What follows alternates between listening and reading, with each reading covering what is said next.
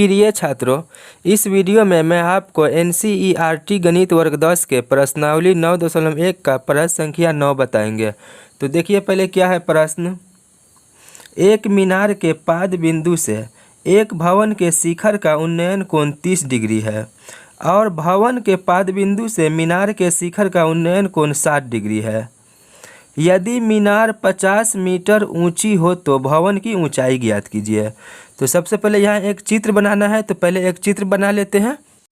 तो चित्र समझ लीजिए, यहाँ AB को मीनार माने हैं, तो यहाँ लिख दिए हैं कि माना AB एक मीनार है जो 50 मीटर ऊंची है। तो AB जो है ना, इसे मीनार माने हैं और इस CD को भवन माने हैं। तो यहाँ लिख दिए हैं कि और CD एक भवन है। तो AB मीनार हो गया और इस CD भवन, तो ये दोनों माने हैं, तो यहाँ पे लिख दिए हैं। अब फिर सवाल में दिया हुआ है तो वैसा ही लिख दिए हैं यहाँ पे कि मीनार के पाद बिंदु से भवन के शिखर का उन्नयन कोण 30 डिग्री है। तो देखिए मीनार का ये पाद बिंदु हो गया और भवन का शिखर ये हो गया। तो मीनार के पाद बिंदु से भवन के शिखर का उन्नयन कोण 30 डिग्री, तो जो सवाल में दिया हुआ है तो वो इस तरह से यहाँ बना दिए और यहाँ लिख भी दिए हैं।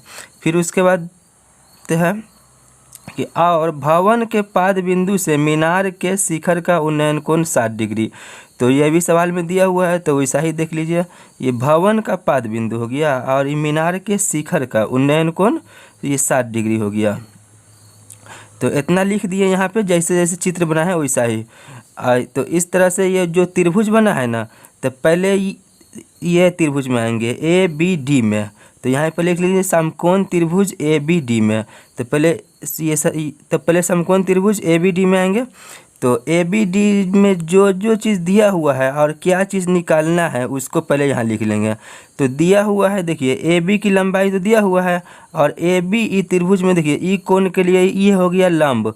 तो लंब को सूचित करते हैं P से। तो यहाँ पे लिख देंगे P बराबर कितना है 50 मीटर। तो यहाँ लिख देंगे 50 मीटर। तो जो दिया हुआ है वो एक ठो और निकालना है इसमें। तो देखिए हमको तो यहाँ निकालना है क्या चीज़ CD, क्योंकि यहाँ पे सवाल में पूछ रहा है देखिए भवन की ऊंचाई। तो भवन माने हैं क्या चीज़ को, भवन तो CD को ना माने हैं भवन। तो यहाँ लिखे ना और CD एक भवन है, तो इस CD को ना भवन माने हैं, तो निकालना है तो ये CD की लंबाई।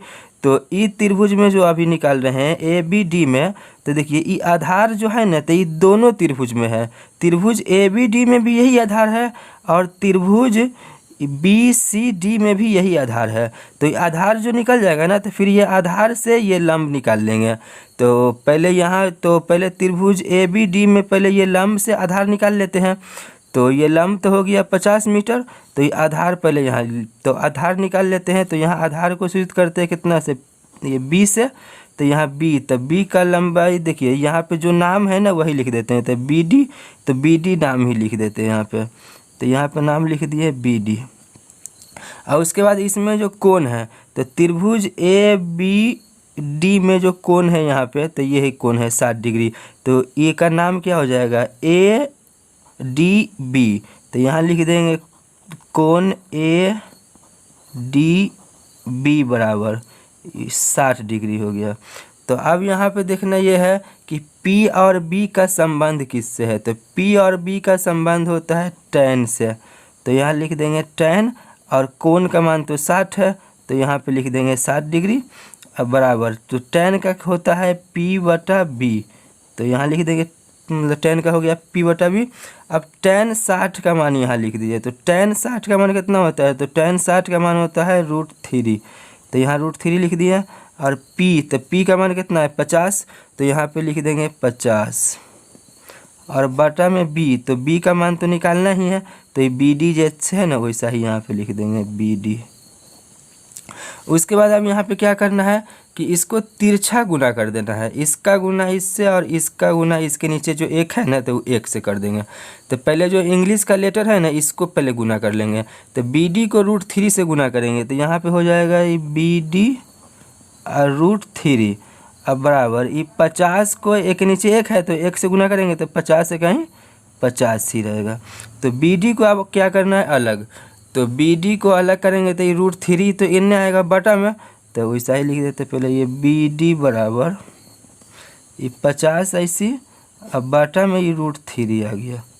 तो BD के तो BD की लंबाई निकल गई 50/√3।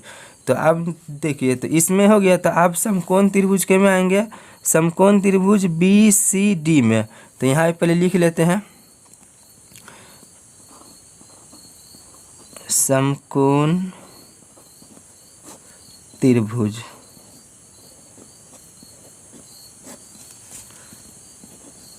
BCD में। तो अब समकोण त्रिभुज BCD में आते हैं।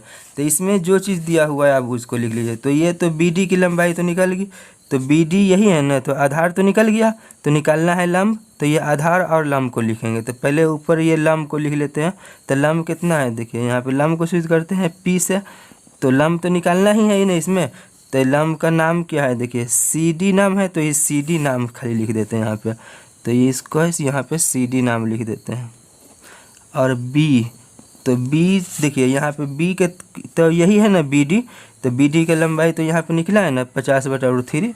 तो B बराबर हो गया ही 50/√3।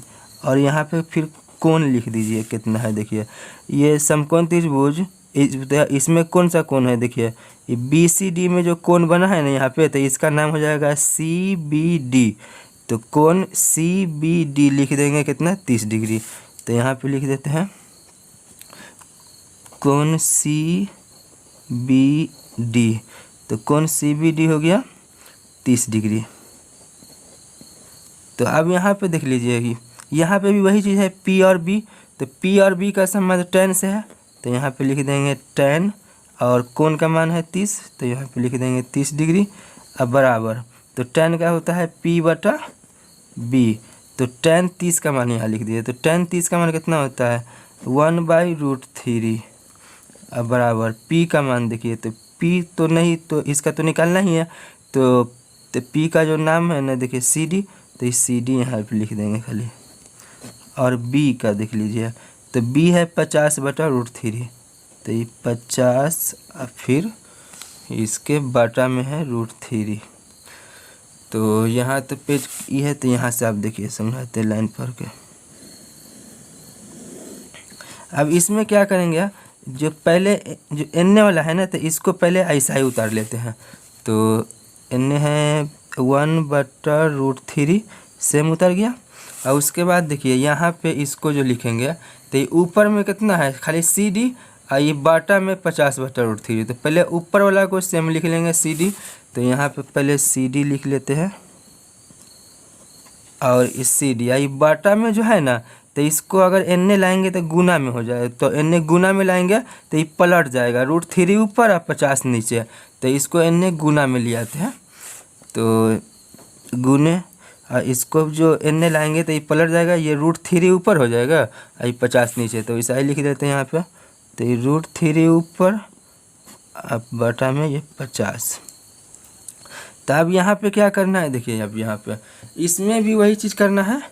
इसको तिरछा गुना कर देना है, इसके नीचे वाला को इसके ऊपर वाला से, और इसके ऊपर वाला से तो इसका नीचे वाला। तो तिरछा गुना हो जाएगा ऐसे, इसका इससे और इसका इससे। तो पहले जो इंग्लिश वाला जो लेटर है ना, इसको पहले कर लेंगे। तो इस CD गुने √3, तो इसको जो गुना करेंगे इससे, तो यहाँ पे भी तो √3 है। तो √3 को √3 से गुना करेंगे तो सीधे 3 हो जाएगा, और 3 को CD से, तो 3CD बराबर। तो यहाँ पे हो जाएगा 3CD। अब बराबर ये 50 है ना, तो 50 को इन्हें ऊपर वाला से करेंगे। तो 50 को 1 से गुना करेंगे तो ये 50 का 50 से रह जाएगा। तो अब यहाँ पे CD को अलग करेंगे, तो ये 3 जो है ना, तो ये इन्हें बटा में आ जाएगा। तो यहाँ CD को अलग कर लेते हैं। तो ये 50 और बाटा में ये 3 आ गया। तो अब इसका क्या करेंगे, इसको पूर्णांक में तोड़ देंगे। तो देखिए यहाँ पे तोड़ के दिखाते हैं आपको रफ में। ये 3 से 50 में भाग देंगे। तो यहाँ पे देखिए नीचे 3 से 50 में भाग देंगे तो कै बार में लग जाएगा, 3 इकाई 3, तो 2 बच गया, और ये 0 उतरेगा। तो 3 छक्के 18, तो नीचे 2 बच गया। तो अब इसको कैसे लिखेंगे, ये 2 जो है ना ऊपर लिखा जाएगा ऐसे, और जो पहले से बाटा में है, तो बाटा में पहले से 3 है, तो तो ये 3 बटा में हो जाएगा। आई बच गया 16, तो ये 16 बगल में, इसमें 3 भाग हुआ ना, एगो ई एगो ई एगो ई। तो जो नीचे आता है ना शेष, एक के लिखते हैं ऊपर, और जो पहले से बटा में, तो ये 3 तो बटा में है पहले से, तो ये 3 हो गया नीचे, और ये 16 जो बचा ना, तो ये आगे लग जाएगा। तो ये 16.2/3 हो गया। तो इसको ऐसे लिख देंगे 16.3/, तो ये 16 और ऊपर कितना है 2, तो ये 2 और बटा में 3, तो यही है। तो CD तो CD तो यही न माने हुए हैं भवन की ऊंचाई। तो CD का मान तो निकल गया भवन की ऊंचाई। तो यहाँ लिख देंगे अतः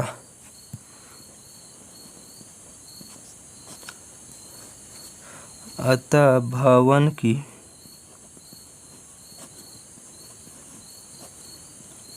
ऊंचाई बराबर 16.2/3। तो यही आंसर हो गया। अगर वीडियो अच्छा लगा है तो वीडियो को लाइक कर दीजिए। अगर मेरे चैनल पे आप पहली बार है तो चैनल को भी सब्सक्राइब कर दीजिए।